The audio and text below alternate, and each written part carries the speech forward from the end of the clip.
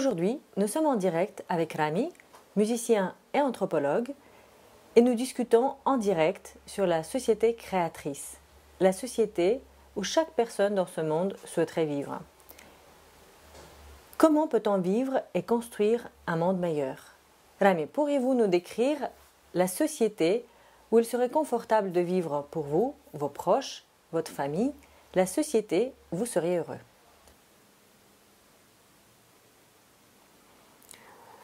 Cette société commence par chacun de nous, car nous sommes tous liés les uns les autres.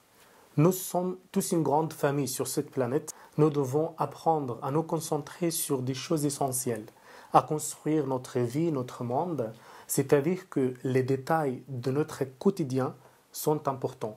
Ce qu'on fait pendant la journée, comment on communique avec les gens, quelles informations on regarde, comment on parle, qu'est-ce qu'on dit, quel est notre comportement et comment est notre état intérieur.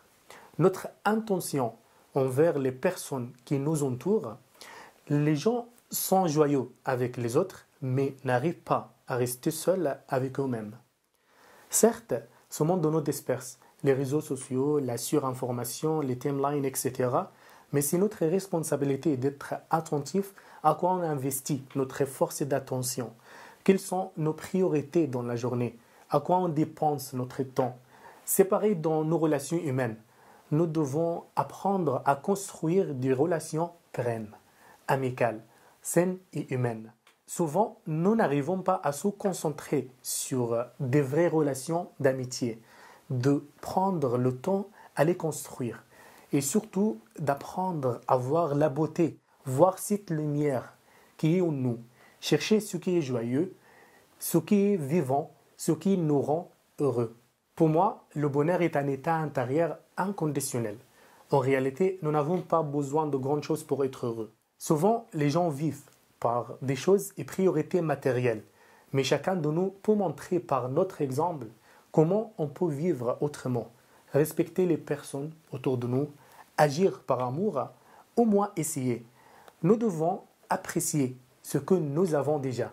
Nous avons besoin de nous connaître, de nous découvrir, de comprendre vers quoi on aspire réellement, de comprendre qui on est véritablement, d'aller au plus profond de nous-mêmes et de chercher cette source d'amour infini et d'apprendre à aimer véritablement à chaque instant.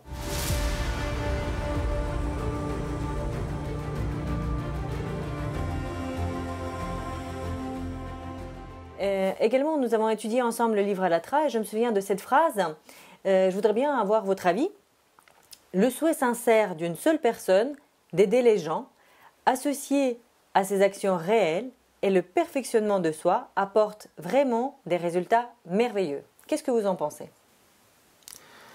En fait, les mots-clés pour moi dans cette phrase, c'est le perfectionnement de soi. Observer, contempler, se concentrer, rester avec nous-mêmes, ne pas accepter la négativité de notre tête. Voilà le travail de tous les jours. Tout cela nécessite de faire des efforts sur soi, travailler tous les jours sur la concentration, pratiquer la méditation, se concentrer aussi sur nos talents, ce qu'on aime. Par exemple, jouer du piano, lire, créer, pratiquer des activités artistiques, etc. Je suis complètement d'accord avec ce que vous êtes en train de partager. Moi aussi, je connais une pratique, une méditation qui s'appelle la fleur de lotus. C'est une méditation et en même temps une pratique spirituelle qui a été partagée dans le livre Sensei 1 d'Anastasia Nover. Et justement, cette pratique apprend à faire grandir en nous cet amour intérieur et donne la compréhension de l'importance de la concentration et de la force de l'attention. Oui, vous avez raison, Katrina, je connais bien cette pratique, c'est très intéressant. Et en fait, tout cela nous apprend à surmonter nos faiblesses, notre fainéantise, nos mauvaises qualités et habitudes, et devenir chaque jour un peu meilleur qu'hier.